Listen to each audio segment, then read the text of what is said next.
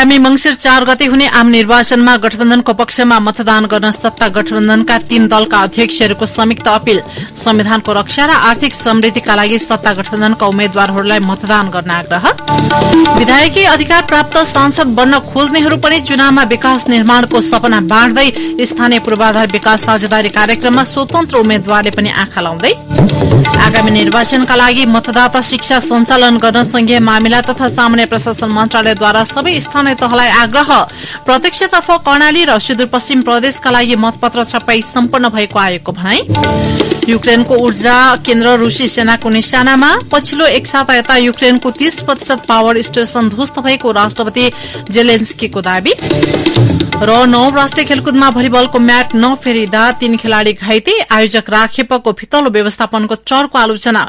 Long जम्पमा आर्मीकै जयरानी थारूको राष्ट्रिय कीर्तिमान।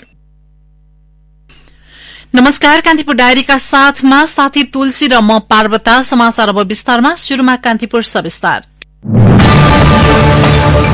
कान्तिपुर सविस्तार। प्रतिनिधि सभा र प्रदेश सभा निर्वाचनको मिति नजिकिँदा उम्मेद्वारहरूले मतदाता रिझाउन विकास निर्माण र समृद्धिको यात्रालाई प्रमुख अस्त्रको रूपमा प्रयोग गर्छन्। राजनैतिक पार्टीका उम्मेद्वार हुन् कि स्वतन्त्र सबैले विकासकै मन्त्र जप्ने गर्छन्, जबकि चुनाव जिते उनीहरूले प्राप्त गर्ने विधायकी अधिकारमा कानून निर्माण नै प्रमुख हो। त्यसो त सांसदले स्थानीय पूर्वाधार विकास साझेदारी कार्यक्रम, जसलाई सोझो अर्थमा निर्वाचन क्षेत्र विकास कोषको रूपमा बुझिन्छ, सो मार्फत केही करोड़ आफ्नो क्षेत्रमा खर्च गर्न पाउँछन्। तर त्यसलाई सरकारले रद्द पनि गर्न सक्छ। आफ्नो निर्वाचन क्षेत्रमा खर्च गर्न पाउने रकमलाई सबैजसो उम्मेद्वारले चुनावको प्रमुख एजेण्डा किन बनाउँछन् त भन्ने प्रश्न पनि उठेको छ।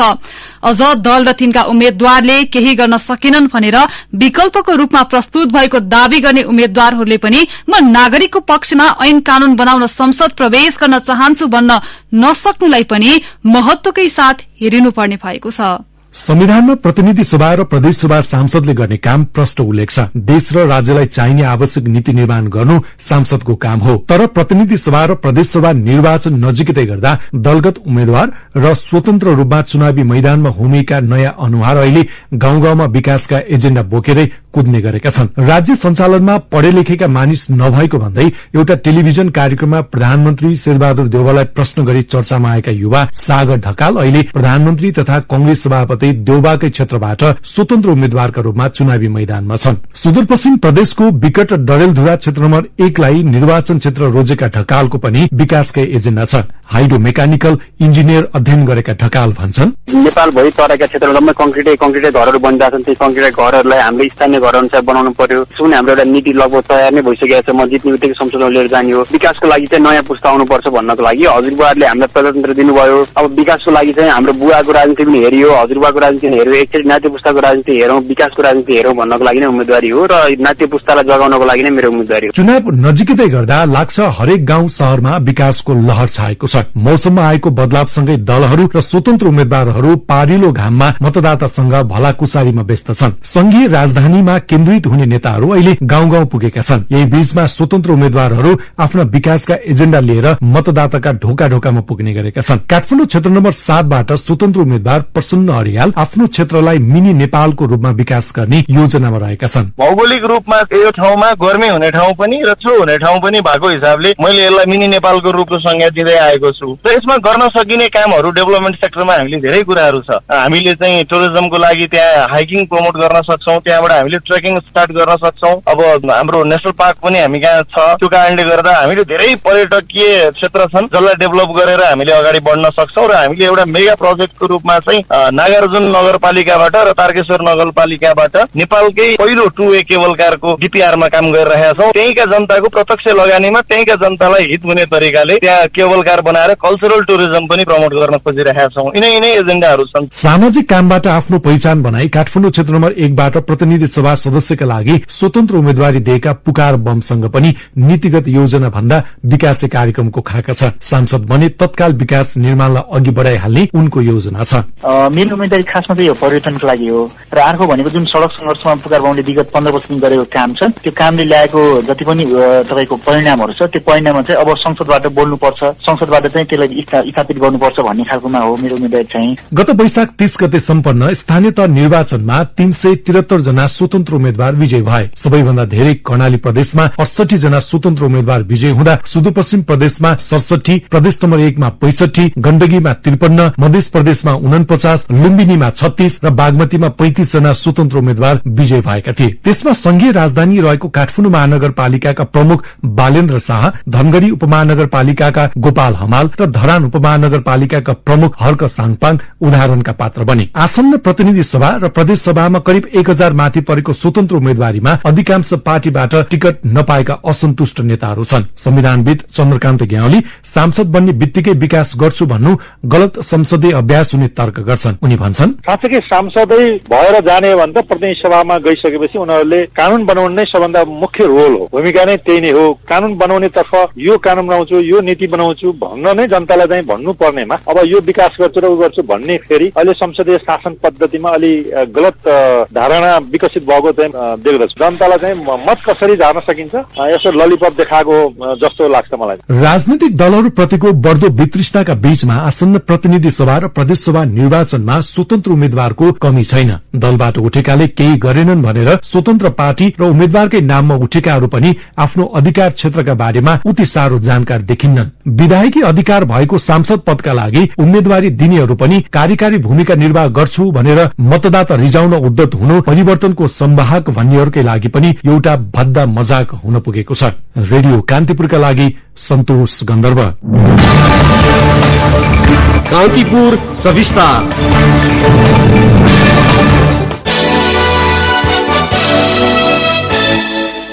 आगामी मंसिर 4 गते हुने आम निर्वाचनमा गठबन्धनको पक्षमा मतदान गर्न सत्ता गठबन्धनका 3 दलका अध्यक्षहरूले संयुक्त अपील गरेका छन्।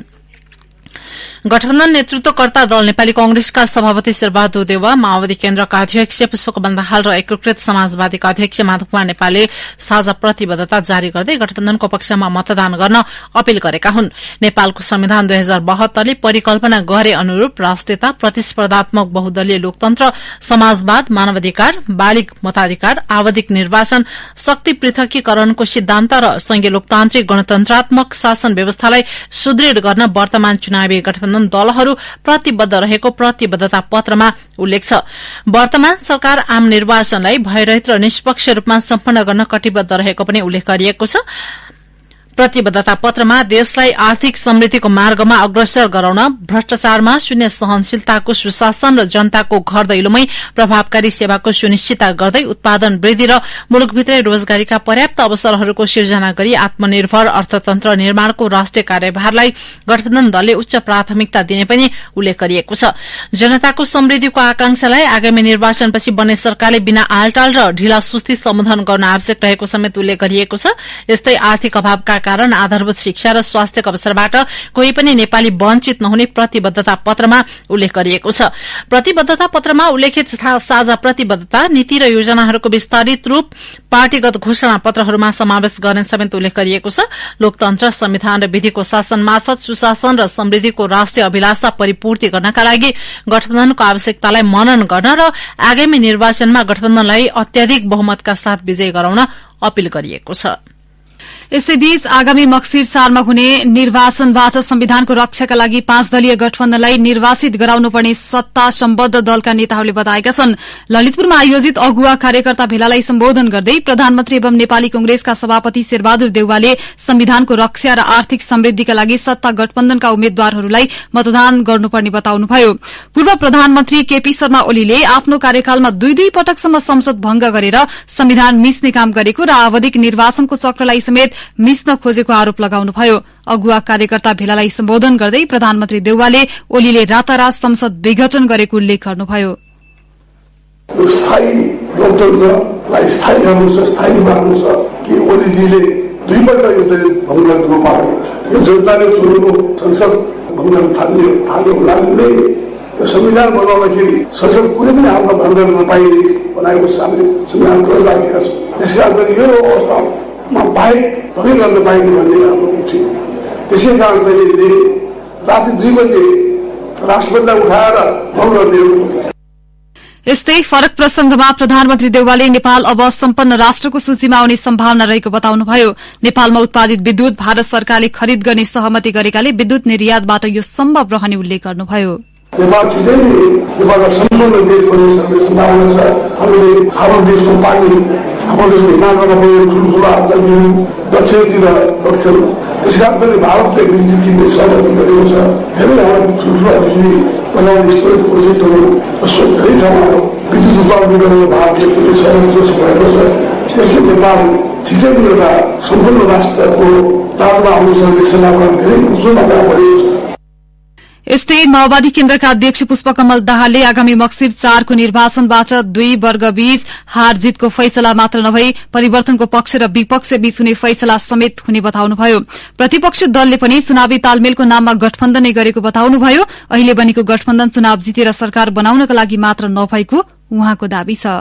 हामी विजयी हुने या प्रतिगमनकारी र प्रतिक्रान्तिकारी विजयी हुने भन्ने फैसला 4 गते हुँदैछ। एउटा पार्टीले जित्ने अर्को पार्टीले हार्ने जस्तो मात्रै छैन।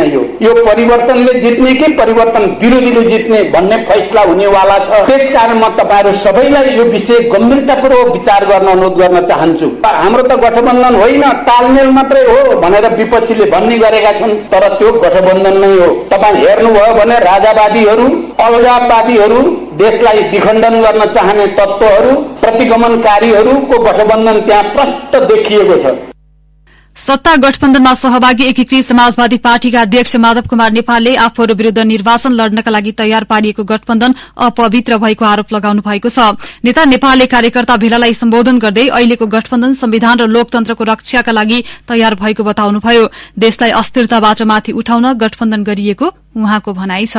अर्को जुन हाम्रो विपक्षमा गठबन्धन छ त्यो अन्नेचुरल पनि हो र अपवित्र पनि हो। के कारणले? पहिलो हाम्रो गठबन्धन गणतन्त्र र संविधानलाई जोगाउनका लागि भएको भनेको। दुई पटक संविधान कुल्चिने काम भएको थियो। मुलुकलाई अस्थिरतातर्फ अगाडि ल्याउने प्रयत्न भएको थियो। जबरजस्ती समयभन्दा पहिले नै अधिकार मागेर प्रधानमन्त्रीले प्रतिसभा भङ्ग गर्ने काम गरेका थिए। तत्कालीन प्रधानमन्त्रीले संविधानको आफू खुसी व्याख्या गर्दै तोडमोड गर्दै जाने प्रवृत्ति देखिएको थियो। अस्थिरताबाट देशलाई जोगाएर स्थिरताको दिशामा अघि लिएर गयो। यसरी यी पवित्र उद्देश्यका साथ यी यस्ता पार्टीहरूको बीचमा हामीले गठबन्धन गर्यौं। कान्तिपुर डायरीमा अब ब्रेकको पालो। कान्तिपुर डायरीमा अब बाँकी प्रसंग। संघीय मामिला तथा सामान्य प्रशासन मन्त्रालयले आगामी निर्वाचनका लागि सबै स्थानीय तहमा मतदाता शिक्षा सञ्चालन गर्न आग्रह गरेको छ। निर्वाचन आयोगले मतदाता कार्यक्रम सम्बन्धी अवधारणा पत्रमा पत्र र मतदाता शिक्षा निर्देशिका स्वीकृत गरेसँगै मन्त्रालयले सो आग्रह गरेको हो। स्थानीय तहका प्रमुख प्रशासकीय अधिकृतको संयोजकत्वमा मतदाता शिक्षा समन्वय समिति र स्थानीय तहको सम्बन्धित वडा सचिवको संयोजकत्वमा मतदाता शिक्षा सञ्चालन समिति रहने व्यवस्था निर्देशिकामा छ। मतदानको 15 दिन अघिदेखि देशैभरका सबै वडामा मतदाता शिक्षा सञ्चालन गर्नुपर्ने भएकाले सबै पालिकालाई परिपत्र गरिसकेको मन्त्रालयले जनाएको छ। मतदाता शिक्षा कार्यक्रमका लागि आवश्यक जनशक्ति, साधन र स्रोतको व्यवस्थापन सम्बन्धित स्थानीय तहले नै गर्नुपर्ने निर्देशिकामा उल्लेख छ। मन्त्रालयका प्रवक्ता रुद्रसिंह तामाङले निर्देशिका अनुसार मतदाता शिक्षा समुदाय स्तर घर दैलो कार्यक्रम सञ्चालन गर्न सबै पालिकालाई परिपत्र गरिसकेको जानकारी दिनुभयो। यसैबीच आसन्न निर्वाचनमा प्रत्यक्षतर्फ कर्णाली र सुदूरपश्चिम प्रदेशका लागि मतपत्र छपाईको काम सकिएको छ। आयोगले प्रदेशमा प्रतिनिधि सभातर्फ 38 र प्रदेश सभातर्फ 80 निर्वाचन क्षेत्रको मतपत्र छपाई सम्पन्न भएको जनाएको हो। हालसम्म प्रत्यक्षतर्फ कुल 89,79,000 मतपत्र छपाई भइसकेको आयोगले जनाएको छ। यसपटक प्रत्यक्षतर्फ निर्वाचन क्षेत्रमा उम्मेद्वारको मनोनयन पत्र दर्ता भई अन्तिम नामावलीमा कायम उम्मेद्वारको निर्वाचन चिन्ह मात्र समावेश गरी मतपत्र छपाई गरिँदैछ। समानुपातिक निर्वाचन प्रणालीतर्फको मतपत्र यसअघि नै छपाई भई ढुवानी शुरू भइसकेको छ। हालसम्म बागमती प्रदेश, मधेस प्रदेश र प्रदेश नम्बर 1 का सबै निर्वाचन क्षेत्रमा मतपत्र ढुवानी भइसकेको आयोगले जनाएको छ।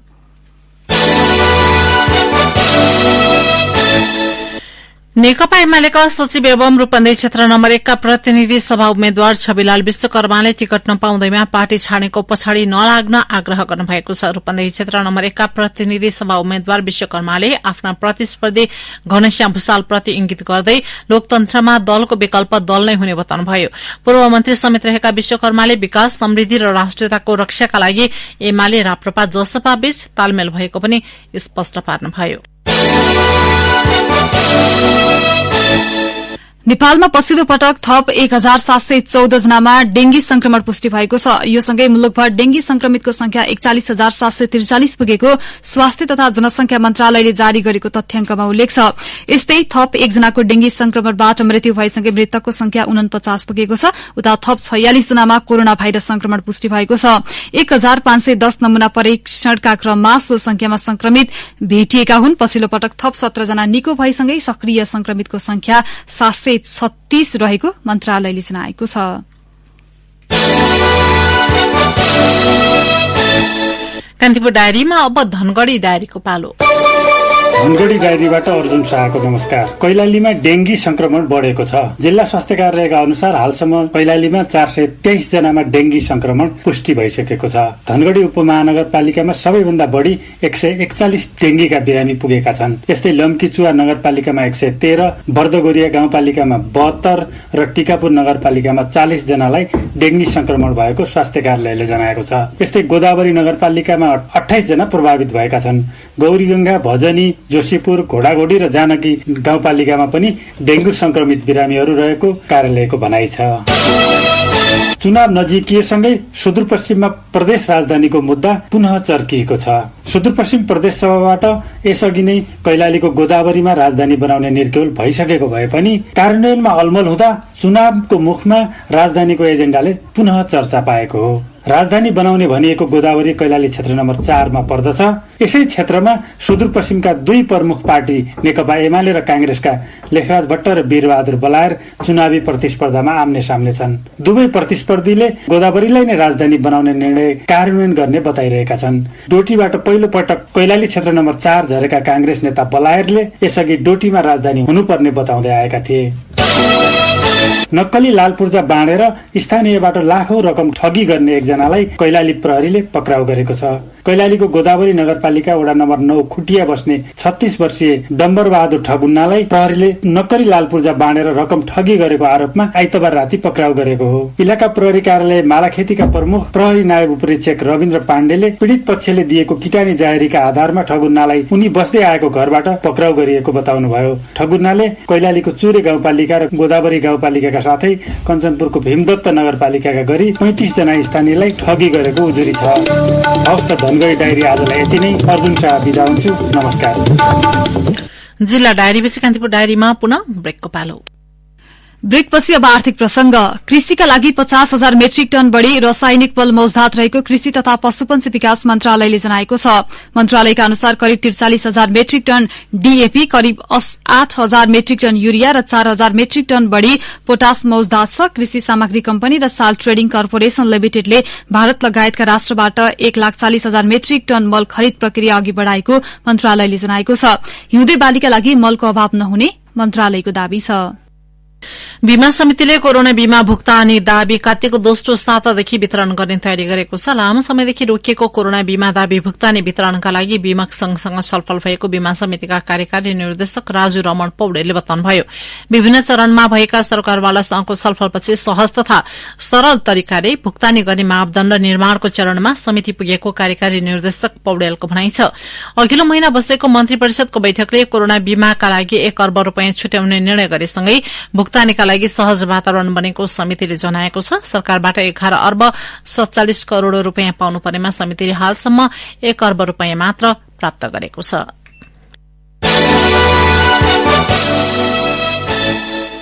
अब अन्तर्राष्ट्रिय प्रसंग।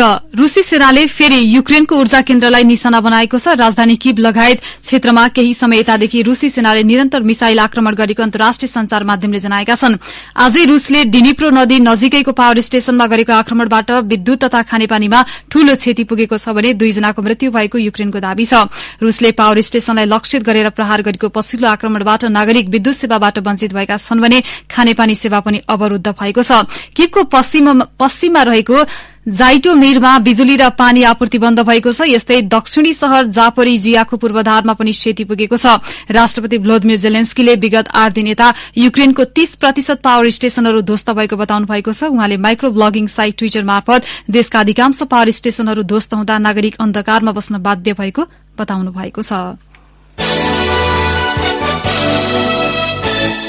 भारतको उत्तराखण्ड स्थित केदारनाथमा धार्मिक यात्रु बोकिएको हेलिकप्टर दुर्घटना हुँदा 7 जनाको मृत्यु भएको छ। चालक दलका 2 सदस्यसहित 7 जनाको मृत्यु भएको दिल्ली सहकर्मी राजेश मिश्रले जनाएका छन्। खराब मौसमका कारण दुर्घटना भएको प्रारम्भिक अनुमान गरिएको छ।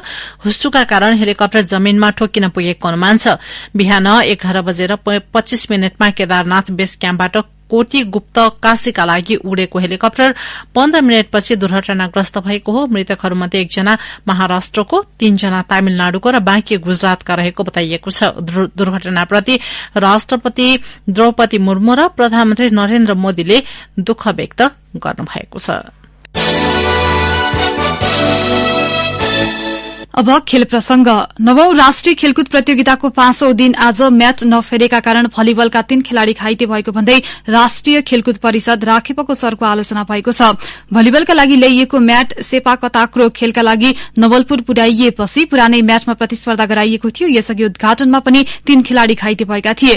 घाइते भएपछि उपचार खर्च राखेपले नभई आफैले बेहोर्नुपर्ने बाध्यता रहेको खेलाड़ीहरू बताउँछन्। अब बाँकी खेल खाली ग्राउण्डमा खेलाइने भलिबल संघका महासचिव रोशन श्रेष्ठले बताए 9औं राष्ट्रिय खेलकुदको 5औं दिन भएका विभिन्न गतिविधि समेटेर तयार पारिएको सामग्री अबको क्रममा।